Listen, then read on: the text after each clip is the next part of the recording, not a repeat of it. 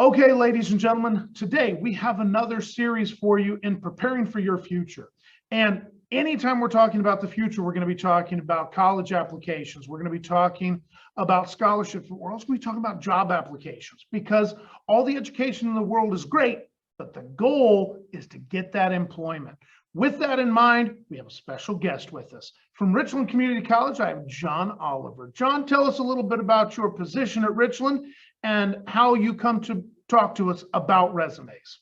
Yeah, well, current position, I'm the Dean of Workforce Development, Matt.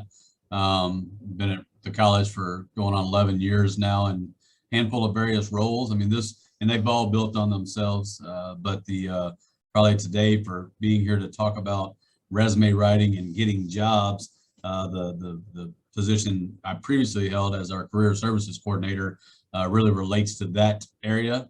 Now I provide more trainings to provide individuals with skills to get jobs.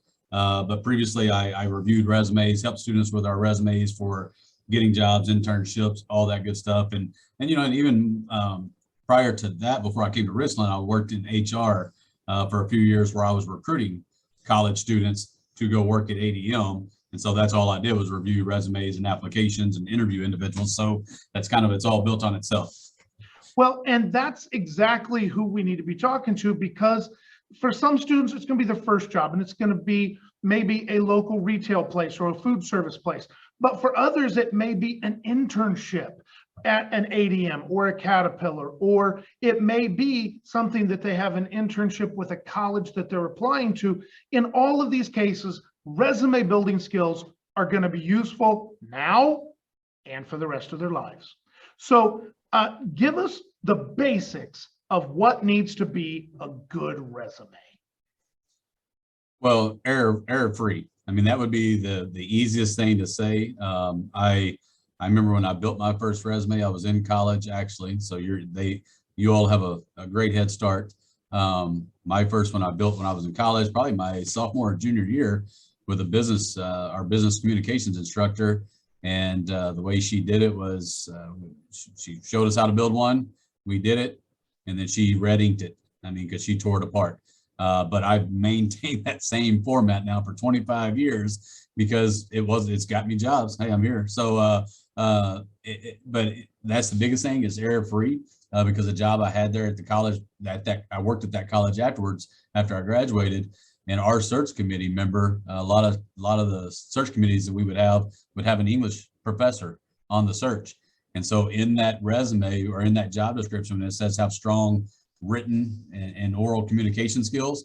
Well, if we got 80 resumes and we didn't want to read 80 as a search committee, we'd hand them over to Scott, who was our English professor that sat on our search committee, and he would go through and find mistakes, and we'd narrow it down to 8 that were mistake free, and then we only reviewed 8. So error free.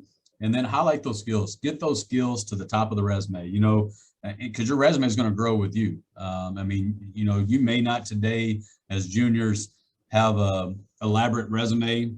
That's the reason I recommend you all getting involved in school and outside in your community, because what are you going to, besides that you go to school, you might, if you're going for your first job, well, you don't have any work history.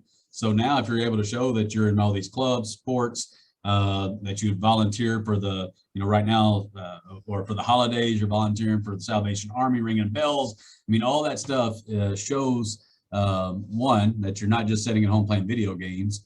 I guess that works if you're applying for video designers and all that, or game designers, and then also getting involved with those sports and taking on leadership roles. You don't have to be president, but secretary. I think in high school, I was secretary of our senior class. At least it showed I did something more than just attend the meetings.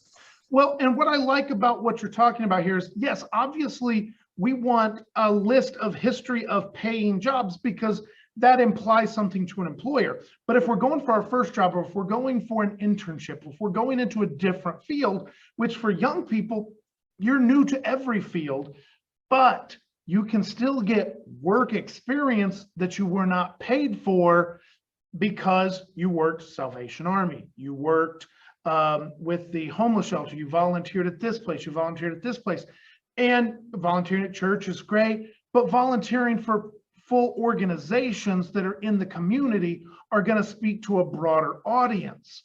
If you're in school and you're doing a lot in school, that's good. But if you can broaden it out to your larger community, those are the types of things that employers, scholarship committees, those types of things are looking for.